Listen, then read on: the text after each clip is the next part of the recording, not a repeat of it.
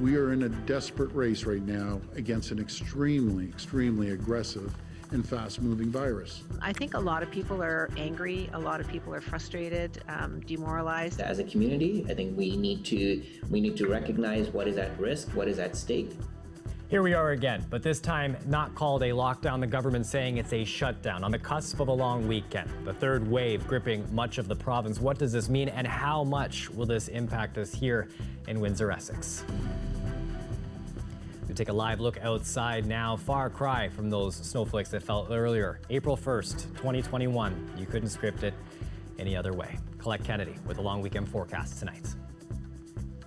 I'm Chris Hensing. Thanks for joining us. We are once again entering a province-wide shutdown as the third wave of COVID-19 becomes deadlier in parts of Ontario. The Ford government says it's pulling the emergency brake as variants of concern spread fast. The change brings more closures, more restrictions, and more worry about what's to come. We bring in CBC's Sanjay Maru. Sanjay, we're not getting hit as hard as the rest of the province right now, but the changes, which we'll break down in a moment, they still apply. You've been speaking with health officials here in Windsor-Essex.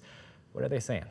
Well, Chris, they say news of this shutdown is not surprising. It was exactly 2 weeks ago that Ontario's medical officer of health said the province was indeed in the third wave of this pandemic. Since then, hospitals in much of Ontario have reported a concerning influx of patients with COVID-19, many of them younger than the people who are typically getting sick in the first two waves. But here in Windsor-Essex, the health unit says that locally, we're not dealing with a third wave just yet. Now, that's not to say our case count isn't increasing.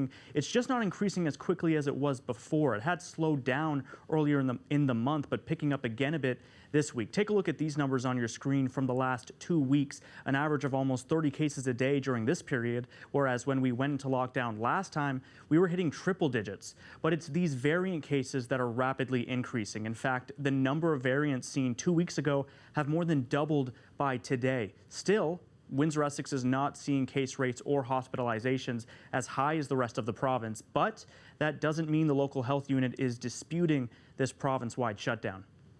Because of the mobility and the risks of if you lock down one area and leave the other, you start to see more trend for people leaving one area and going into another one to do various things. If everyone is dealt with at times differently, like in the same manner, then we reduce the possibility of people's mobility.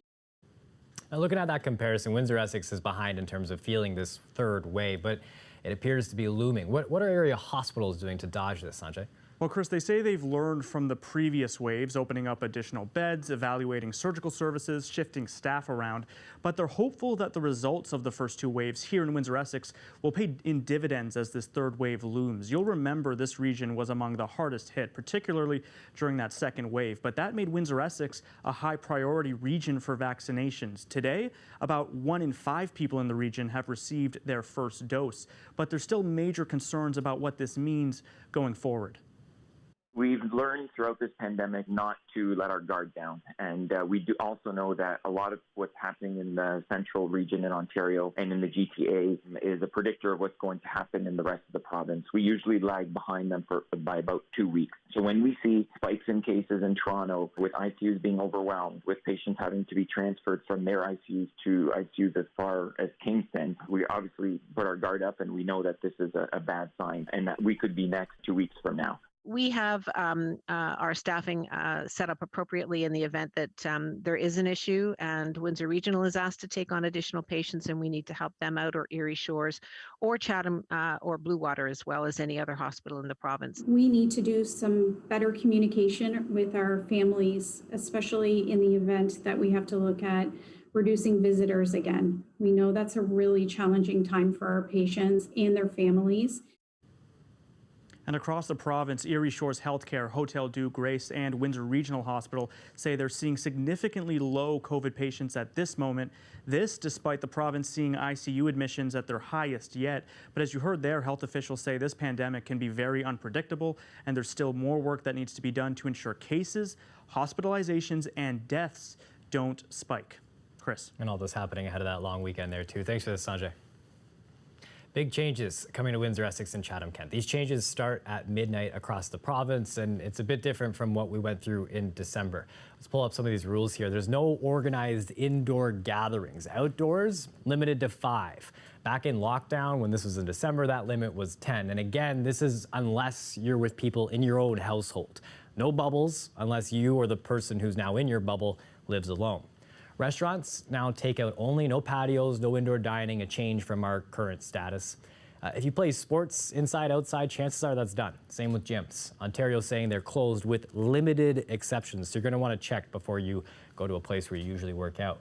Personal care services are prohibited. Those were open in red, now forced to close province-wide. So if you need a haircut, get your nails done, that can't be done.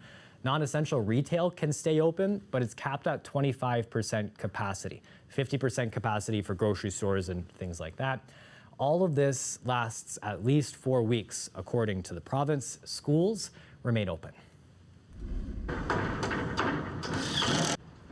And if this isn't today in a nutshell here, a patio being built while it snows on April 1st. And as you've heard, because of the provincial shutdown, these kinds of patios can't be used starting Saturday.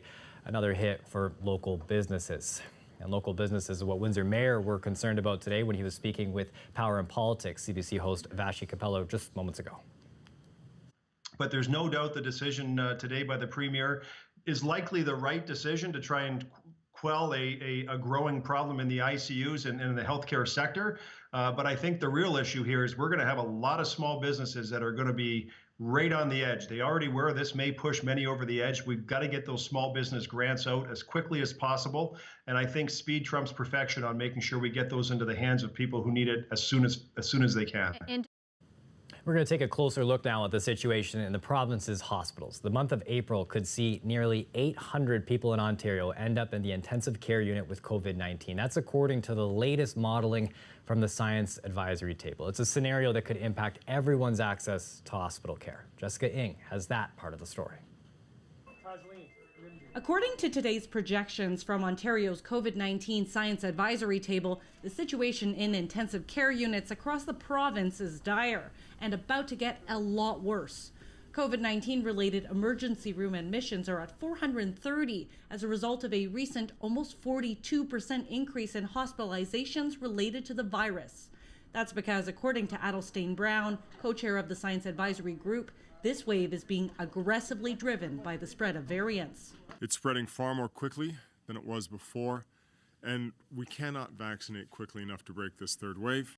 Their data says the UK B117 variant carries a 1.5 times elevated risk of death and double the chance of ICU admission. COVID is killing faster and younger. Brown says right now, emergency rooms have a larger proportion of young Ontarians than at any other point in the pandemic. In December, 30% of COVID-19 patients in emergency care were younger than 60. Now that number is close to half, putting a huge strain on hospitals in the province. We already have very full ICUs, very full hospitals, and we know that the impact of the current surge that we're seeing is not going to be felt in the hospitals for another 2 to 3 weeks. The modeling shows COVID-19 related emergency room admissions are projected to move to 800 in just a few weeks. 800 is a place where we are not able to provide all of the care as well as we would want to people. Drastically impacting access to care for all patients. Surgical backlog was already at a pandemic high of over 245,000 near the end of March. If spread continues to follow experts' projections, you start having to decide who gets ICU and care and who doesn't. And when we see more and more young people, can you imagine having to make that decision? Jessica Ng, CBC News, Toronto.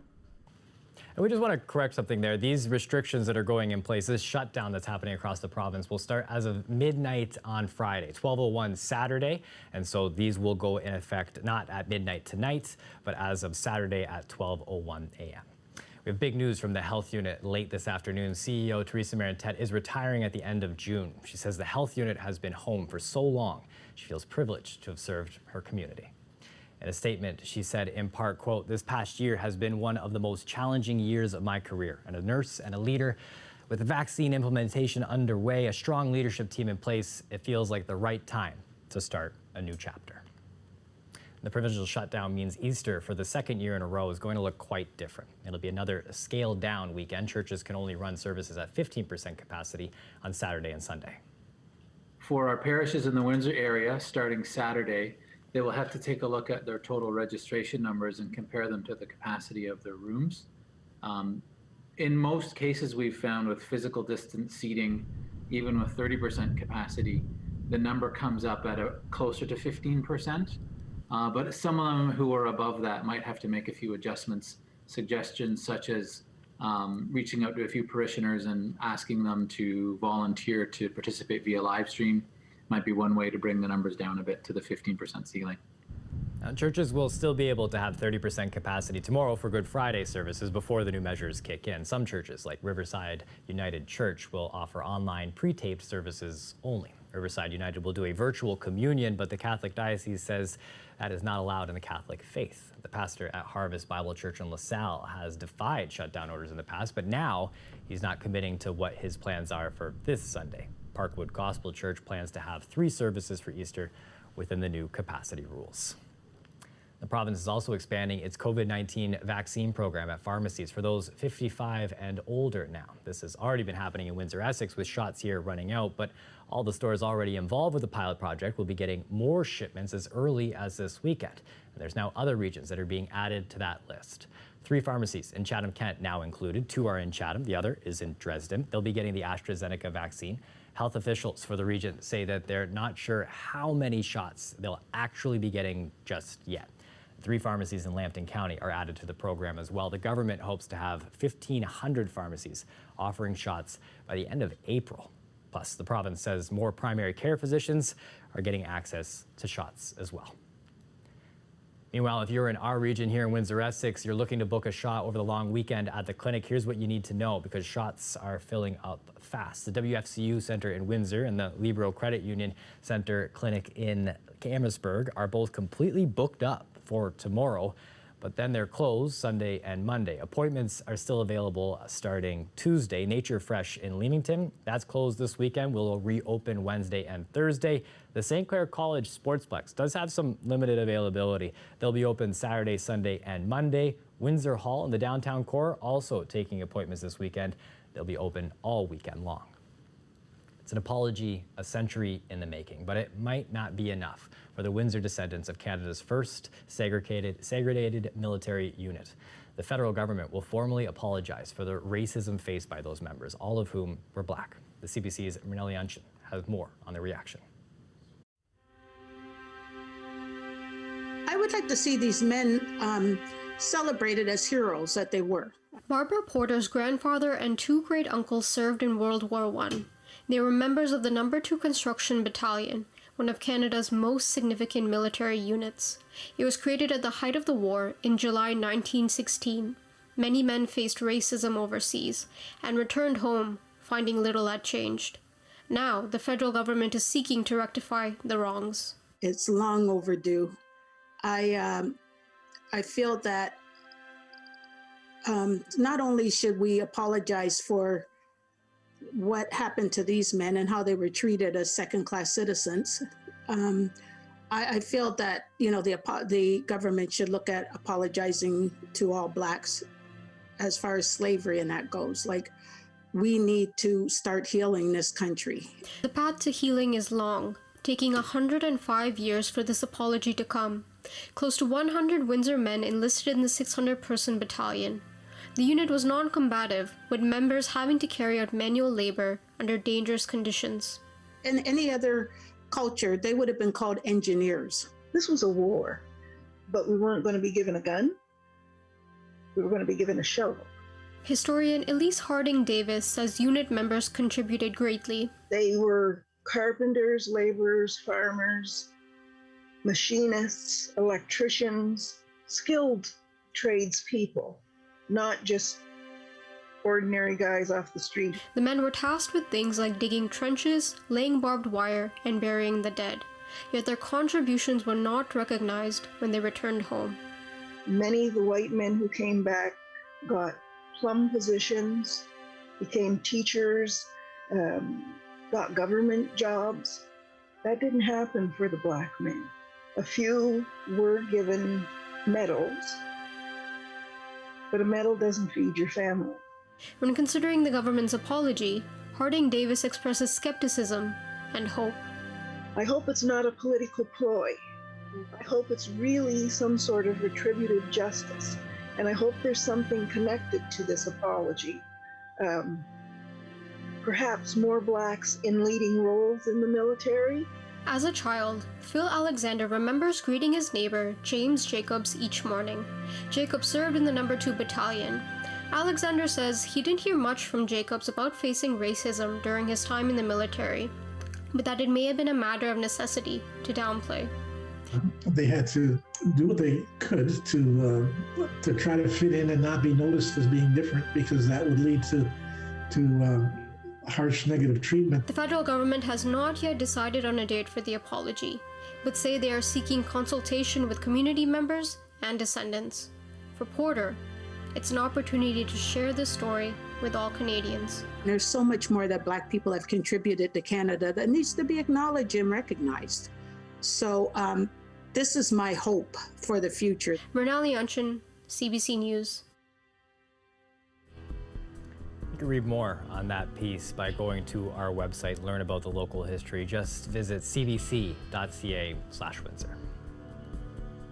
There's a surging demand for more power in Leamington, enough that an independent energy forecaster predicts that the province needs to quadruple supply.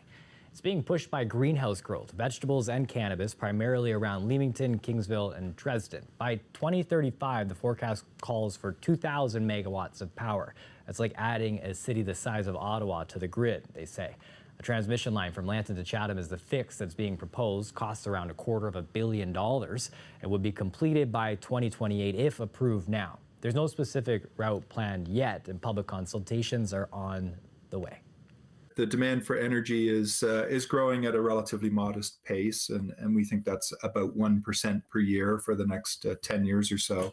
But when we look at the area that is west of Chatham there, we see the growth is extremely fast. It's unparalleled in the province, growing in the sort of 5 to 10% per year range.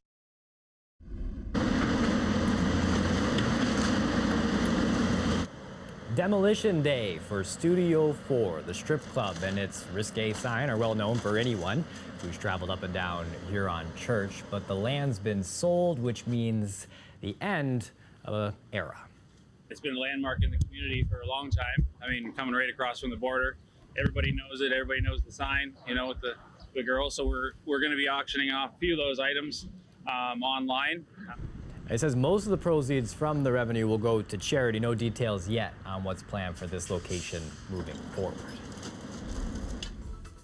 We take a look outside, not a live shot. Usually it is, but this is what it looked like today. Happened afternoon, so those April Fool's Day pranks are over. A look at what it was like a little closer to the river. It was not exactly what you expected to see on a day like today when you're dealing with so much already, but that's what we've got, and that's what we deal with. Collect Kennedy coming up next.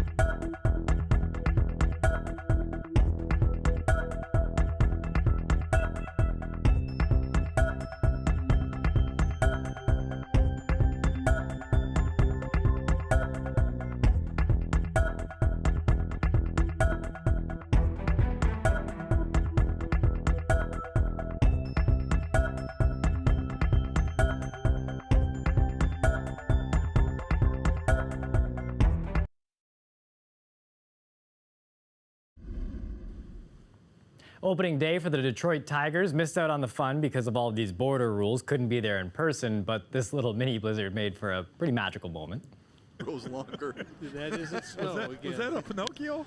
One, skied to right. Deep and gone! Miguel Cabrera's 350th as a Tiger. Tell me that isn't one of those special moments right there. Colette Kennedy's listening in, watching this as well. Isn't that just everything that's what I think of when I think of baseball? Yes, the boys of summer. Yeah. The boys of summer. Exactly. That's exactly what we think of. A little bit of light snow there, yeah. Dusting the field. But beautiful home run. Boy, oh boy. Absolutely. That was terrific imagery. Yeah. So, okay. It's not an April Fool's joke. You know, we had some flurries, a little light snow, and at least we're going to see, okay, a cold night ahead, but then a warming trend that is going to be coming. Wait till you see the forecast coming up for the holiday weekend. So tonight the temperatures fall even a little cooler than last night, all right? But then the sun comes in with high pressure here.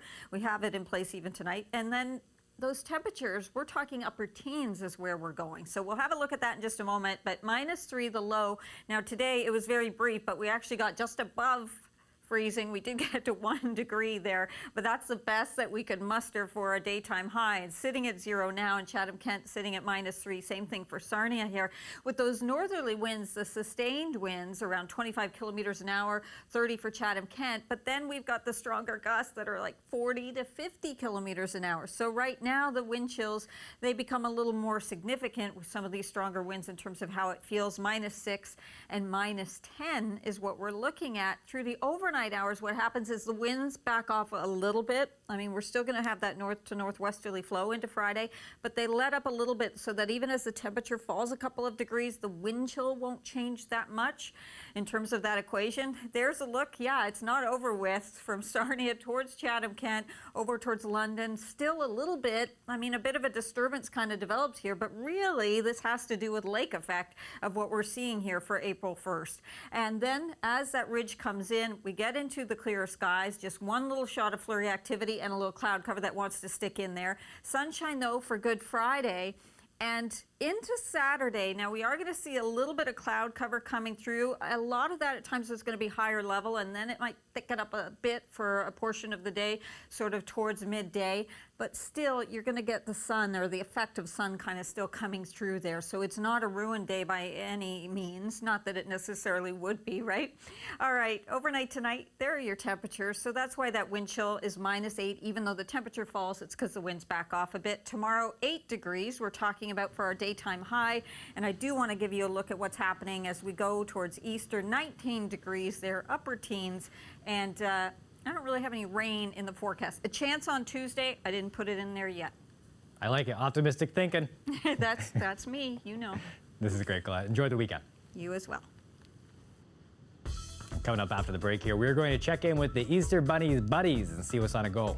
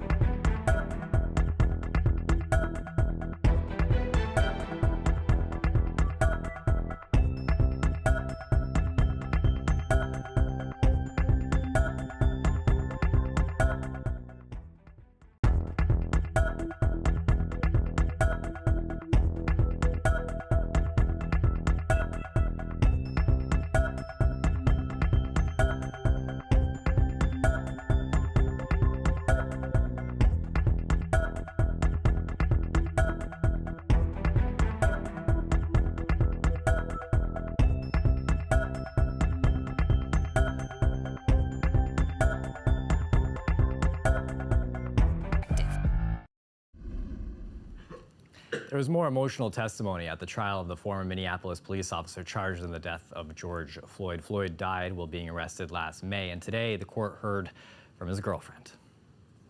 We like to go to the sculpture garden and just, walk around. We went out to eat a lot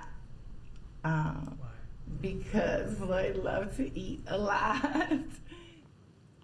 Courtney Ross and Floyd had been in a relationship for about 3 years. They met at a Salvation Army shelter where Floyd worked as a security guard. Ross also testified that they both struggle with addiction to pain medication. Pandemic pressure means that this weekend's holiday will have to be celebrated at a distance, and that's not just a bother for those longing to end the isolation. It seems that even the Easter Bunny could be feeling overly stressed.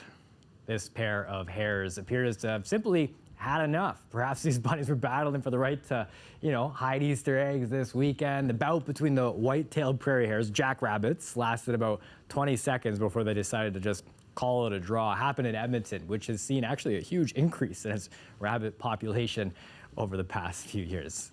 Just a couple boxers right there. That's it for us here at CBC Windsor News. Before we go, we just want to say thank you to Carrie Snyder. She is someone who works on the behind-the-scenes part of our show, and we cannot do what we do without her. And we're going to lose her today, but we're going to always remember what she's done for us and for who we are and what we've been able to give to you. She's been a big part of our team. Thank you, Carrie, for everything. That's it for us. You can go to our website, cbc.ca/Windsor, for more stories. The Rick Mercer Report is up next. Please enjoy the safe holiday weekend that you have in front of you here now.